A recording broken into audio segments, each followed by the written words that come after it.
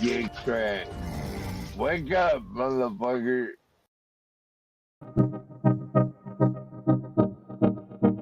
The Bank of Japan raised its short-term policy rate by 25 basis points to 0.5% on January 24th, marking the highest level of rates since 2008.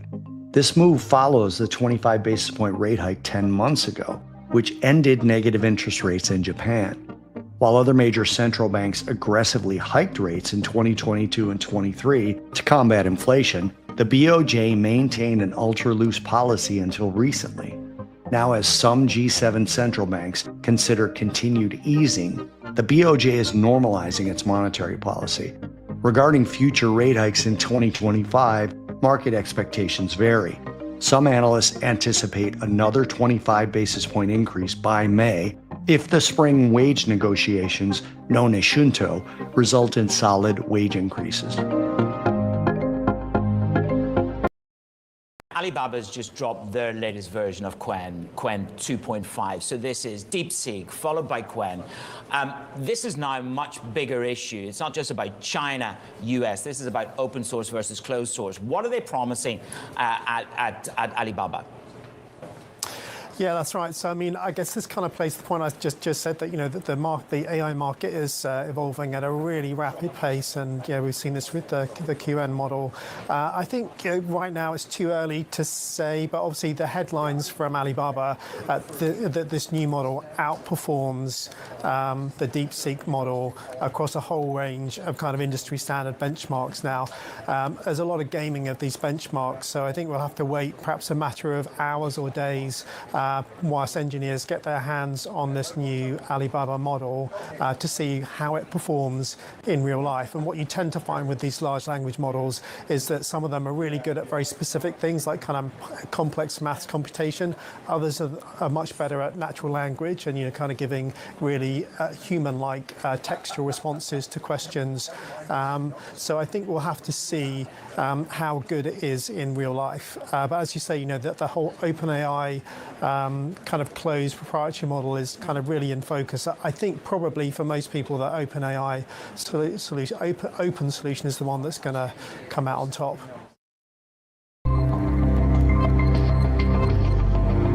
Production and use of oil crops vary dramatically around the world. Oil crops have historically been used for human and animal consumption, with plant-based oils foundational to global diets. In recent decades, oil crops have taken on a new life as the primary input to biofuels, where they again display regional differences in prevalence. Palm oil is dominant in Asia and Africa, soybean in the Americas, and sunflower seed and rapeseed in Europe, though production and use are not always regionally aligned, and distribution favoring one or the other is dependent on national policies. The U.S. Renewable Fuel Standard has been a major motivator for use of soybean oil for biofuels since 2007, while its European counterpart has pushed the use of rapeseed oil. National legislation in Indonesia mandating the use of biodiesel pushed the domestic production of palm oil. Asia and the Pacific is projected to produce the narrow majority of all oil crop in the current marketing year. China is currently the world's foremost producer of soybean oil, but for the most part does not grow its own oil seeds, relying predominantly on North and South American imports to sustain its domestic crushing industry. Whether as a staple in national diets or as a primary feedstock to biofuel production, oil crops remain integral to both local economies and the broader agricultural framework.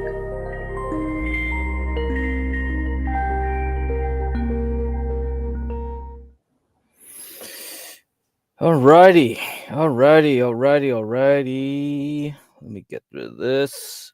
So I ended with that video. This is January the 30th, 2025. Because I think we're going to have a bull market on grains coming up. Corn, soybeans, and wheat. Well, wheat probably not as much, but I don't know. I'm looking at the bottom here for wheat too. So I'm introducing that because I'm going to play another video where experienced commodities trader Jake Bernstein will tell you what he thinks things will go. And I will also think that palladium and platinum will start moving up this year. So those are all bottoms. They bottomed out last year towards December, and now they're popping. So I think we have a turn on soybeans, corn, and wheat. And if you don't trade futures, you can use ETFs that do it, but you're going to have to watch out for those K1 forms during tax time. That adds a little complication to your tax reporting. So a little annoying thing. You can do yourself, but I don't know. You could get an accountant to do it for you. Anyway, let's start. Let's go back to the NASDAQ. That's what I'm going to do and show you what's up because everything's going as planned. Things are moving up, up. See how the let's first look over the S&P 500. This is a weekly chart here of the futures. Okay, so far since the 2022 bottom, we've been going up on this log charted scale here. So nice parallel channel here. And I think we can continue next week without any hiccups unless tomorrow we'll have PCE numbers tomorrow at 8:30 New York time, right? 8:30, yes, 8:30 New York time, Eastern time. So let's see if that goes through. Usually it should be a nothing burger, but last time we had PCE, it kind of surprised people and it pushed people on the other side, so they went up. People were bearish going into it. Maybe we'll get a repeat and it'll surprise again on the upside, and that will spark the catalyst. Because right now, Apple and Intel reported earnings, and they're up slightly, probably 3% on Apple, 2.89 here after hours, and 3.7 on Intel, because those two stocks already got beaten up going into their earnings. So I didn't think it would be that hard for them to beat. Let's see, U.S. Steel, nothing there. And what about this one? Baker Hughes, nothing. I see nothing. CLAC is another smaller semiconductor company, kind of like ASML. Yeah, up 3%. So I don't see nothing wrong here. So if you were in the SOX L trade and bought the bottom on Monday, this should continue up. Maybe we'll get from 23 to 30-ish, okay?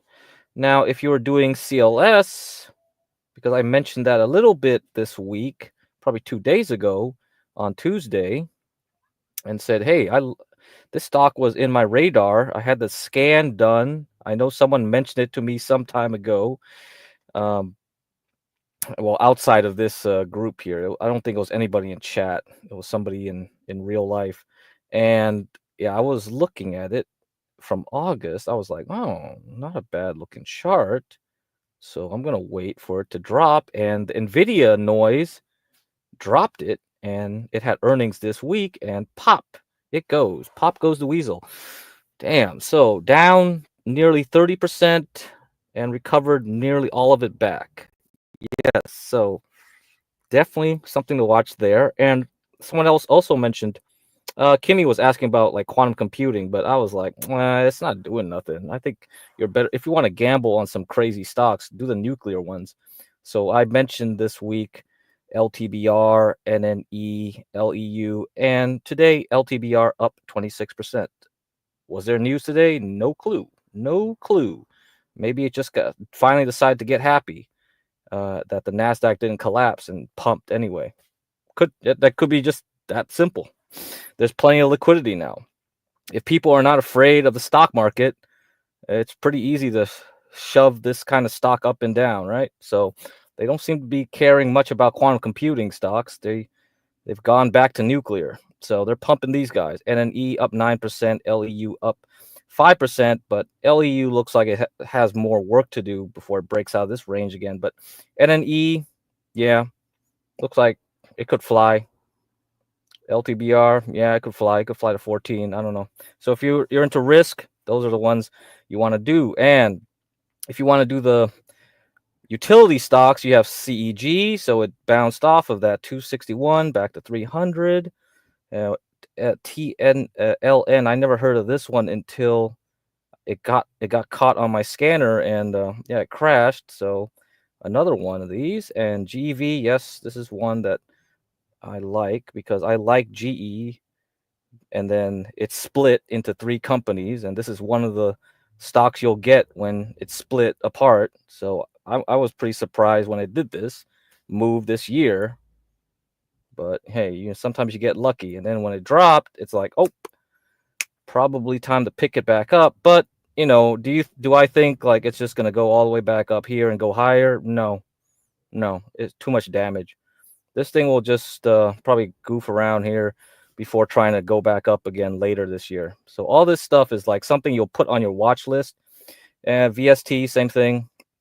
I think this is a nuclear infrastructure type company. Yeah. And that was mentioned here on chat by Tropes, I think. Or Tropes mentioned VRT. I forgot which one he mentioned. All Seeing Guy mentioned one of them. And yeah, VRT right there, right? Look at it. Crashed. Liquid cooling for data centers. Crashed right there.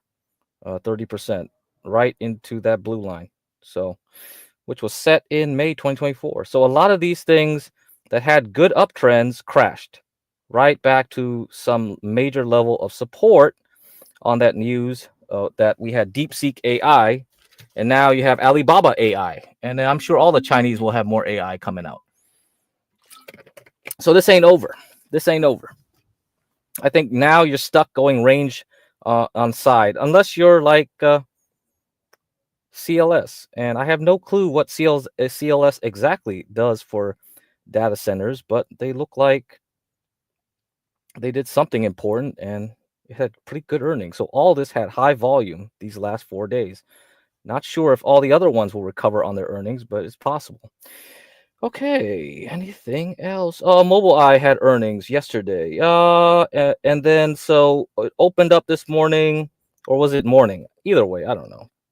It opened up down like 10% or something, and then recovered all of it.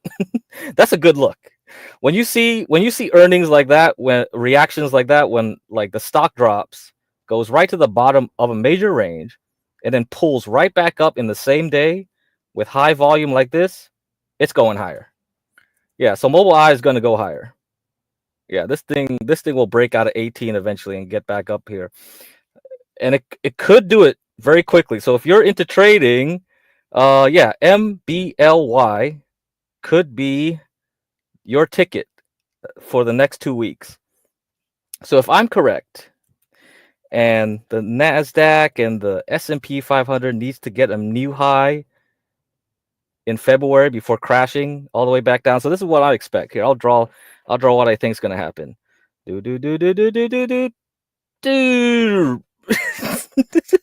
That's what I expect. It's going to look like this.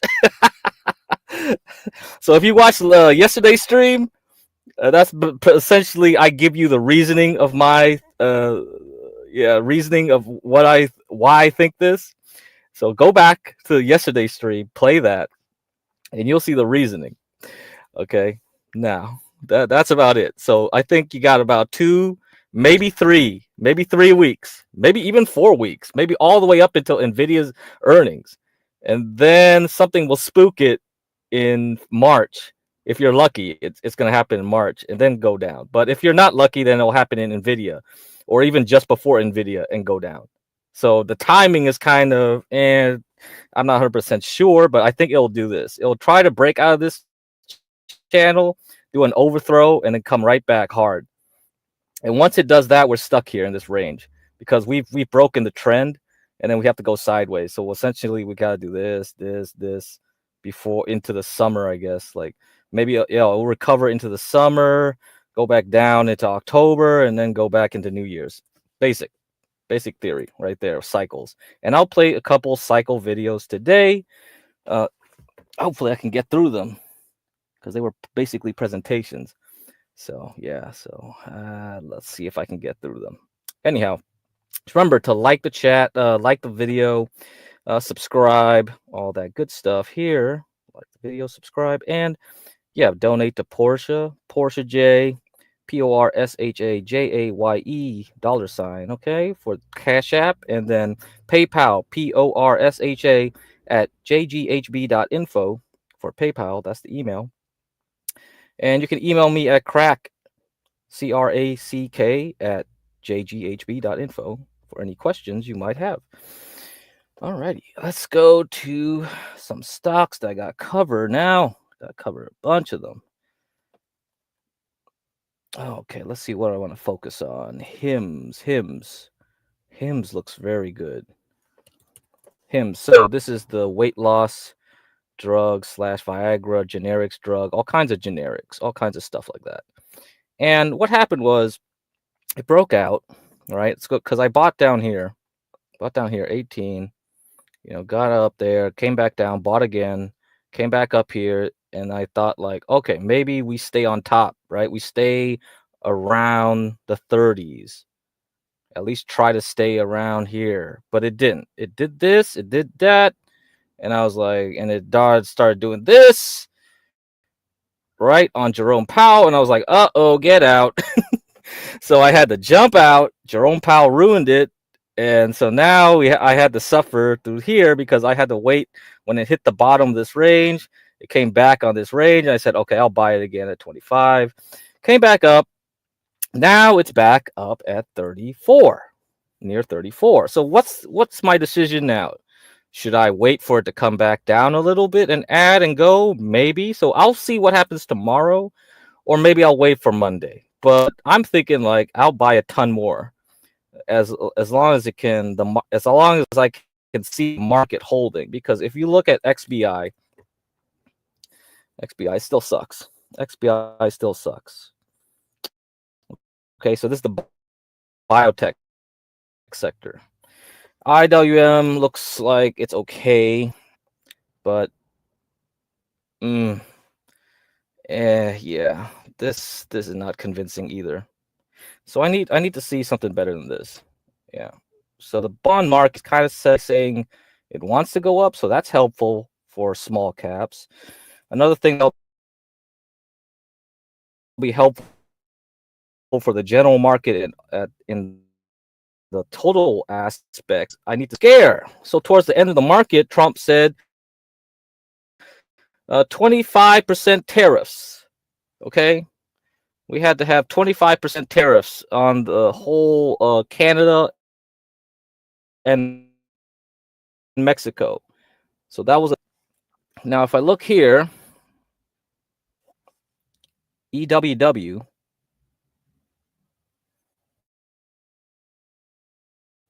Okay, hold up. Here, let me make sure my internet's.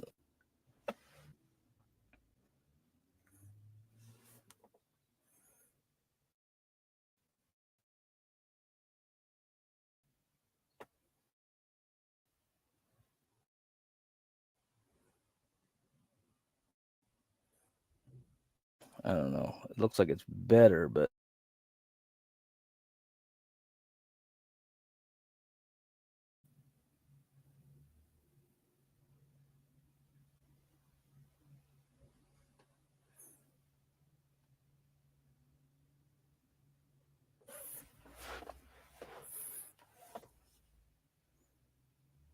okay, maybe it's gonna stay connected. All right, I don't know. I think solar flares are coming down my place, and the Wi-Fi is getting jacked up. Okay, now let's continue. EWW ETF for Mexico, very high volume today. I bought it around here on the New Year's when it hit 46. So I'm using MEXX as a proxy. MEXX is 3x leverage.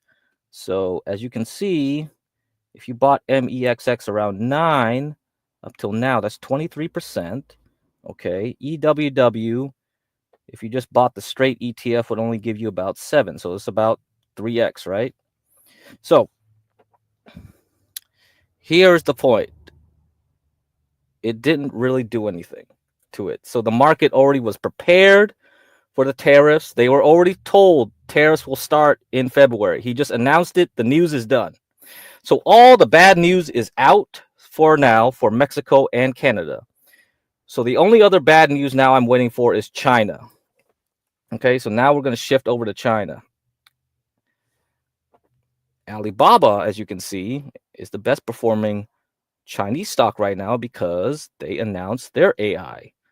So on Tuesday, boom. Oh, DeepSeek on Monday. Over the weekend on Monday, nope. Here comes Alibaba's AI. So then it added about maybe 20% more to this, I guess. So that's good. Or 10%, I guess. Yeah, maybe about 10. Baba is now above 100 again. Okay. So BABA, Alibaba, JD, okay, and Baidu, BIDU. Those are the three you should look at. So one of those other two will probably come out with their own AI later on. So those three were actually bought by Michael Burry, Mr. Big Short. He bought a ton of them at the end of last year. And I could see why, because it's very tempting, right? These Chinese stocks were dying going into the new year, so perfect timing to buy. And yes, they've been following the market, the US market, just because like the dollar is going down. So as long as the US dollar is going down, that also helps Chinese stocks, Mexican stocks, any kind of foreign stocks. So that gives you a tailwind. And I think also because the NASDAQ was going up by that point, so Chinese tech stocks also would follow that as well. So focus on those three. We have also KC, my favorite. I was hoping it could go down to 7, but it looks like nope. It's not even bothering to do that. It just bounced back up. Oh, man. Okay. Well, if it's really going to go back up to $80 this year, I don't know if it's going to start it now. But yeah, KC is something you got to pay attention to, because now it's this whole move here from 3 to 10. That's just the beginning, because this is the end of this base. This base is really huge. So going from $10, $13 back to $80 is quite feasible for a stock like this. All right. Hey, what's up, Diwali? And the other thing you could look at is the KWEB, KWEB ETF, which tracks all of the tech stocks in China. And CWEB is a 2x leverage, so 2 times. So if you use CWEB, you're about up here, let's see, 35%. Okay, I wouldn't recommend doing this right now, CWEB or KWEB, until I'm absolutely certain Trump isn't going to put 100% tariffs on something on China. The other favorite Chinese stock I've been talking about is Xiaomi. Xiaomi is XIACY. That's the ticker symbol. Okay, XIACY. And it was up quite a bit this week on good volume. So that tells you something. It tells you a lot. And it's already broken out of the highs. Okay, because this was the old high here. And that's what I was waiting for. So this thing can continue. It's a huge base from 2021. All right, keep those in mind. The other thing to talk about is natural gas. Natural gas, yes, looks like it's going to continue going down. It broke down last week out of that channel. And I waited to see if it would break down from this box here, this red box. Yes, it broke down. So, okay, now we're going to probably go sideways if it holds this level. So, yeah, natural gas will go sideways. So look for weakness in natural gas stocks as U.S. oil will follow things down. So energy stocks will all go down. And then catch them on the flip side late spring. So buy a ton of oil, natural gas. And tomorrow we will have Exxon Mobil, XOM. We'll have Chevron, CVX. I think it's a ticker symbol. Yeah, CVX. Yeah, CVX. And then Phillips 66, PSX. Okay, so 3 of the big ones will report tomorrow morning, oil. All right, good. I think I covered most of everything I need to cover. Anything else? Oh, man. Oh, I got to talk about this stock. This stock I've been watching for a while, a long while. Down, down, down, down, down. DNA.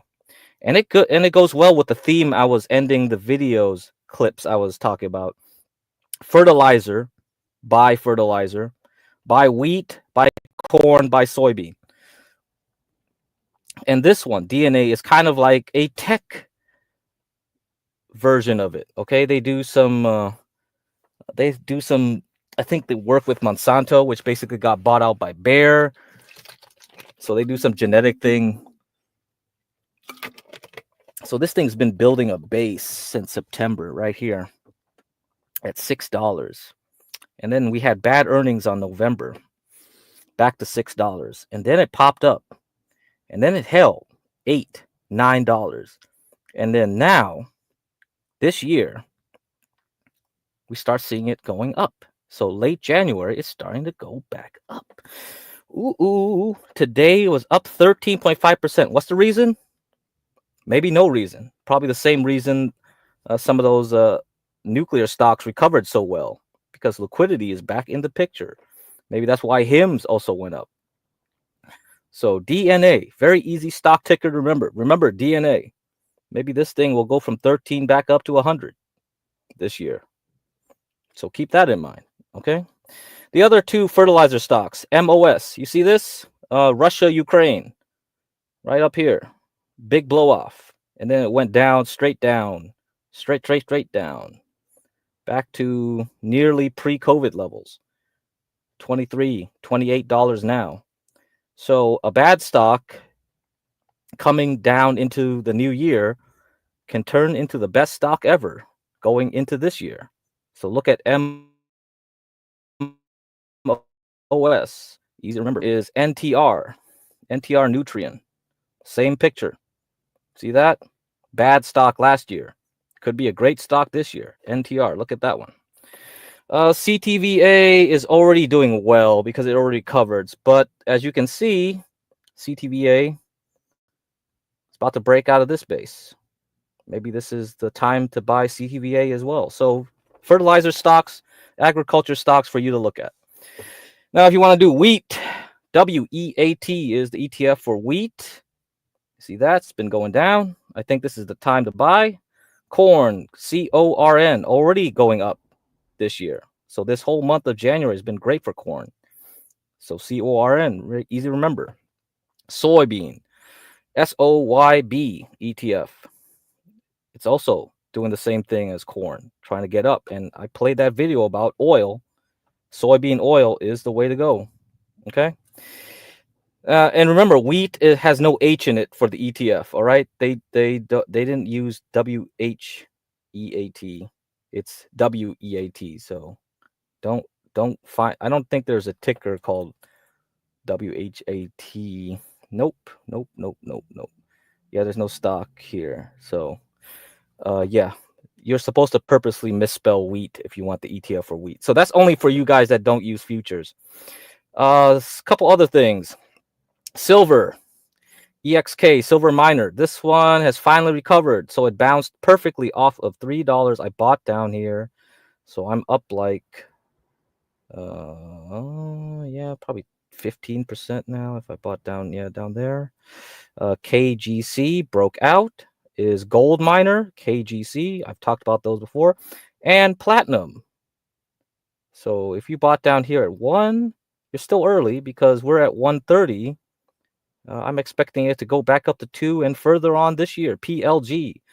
This one is kind of a penny stock, so be careful. It's not safe. Let's put it that way. But if you really like platinum, yeah, you can play it this way with the miner, PLG.